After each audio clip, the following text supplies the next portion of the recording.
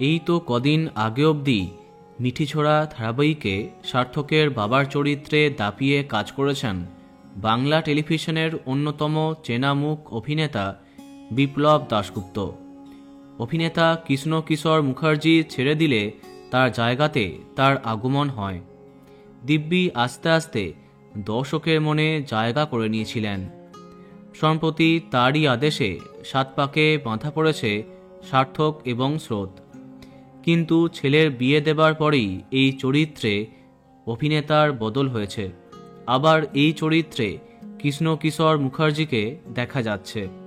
কিন্তু কি হয়েছে বিপ্লব দাশগুপ্তর, জানলে মন খারাপ হতে বাধ্য। খোঁজ নিয়ে জানতে পারলাম বেশ কদিন যাবৎ স্পাইনাল কর্ডের সমস্যায় ঠিক করে ওঠা বসা করতে পারতেন না। এমন অবস্থার মাঝে একদিন ধারাবাহিকের সেটে শুটিং চলাকালীন পড়ে যান তিনি, যার ফলে তার স্পাইনাল কর্ডের সমস্যা আরও বাড়ে। প্রচণ্ড কষ্ট সহ্য করে শুটিং চালিয়ে যান। তারপরে সার্থকের বিয়ে অবধি শ্যুট করে হসপিটালে ভর্তি হন তিনি। হ্যাঁ, বর্তমানে হসপিটালে ভর্তি টেলি অভিনেতা বিপ্লব দাশগুপ্ত। তার অপারেশন হবার কথা জানা যাচ্ছে। আমাদের প্রার্থনা আপনি দ্রুত সুস্থ হয়ে উঠুন। বন্ধুরা, ভিডিওটি এইটুকুই। বাংলা বিনোদনের অন্যান্য আরও খবর পেতে সাবস্ক্রাইব কারেন্ট বস। ধন্যবাদ।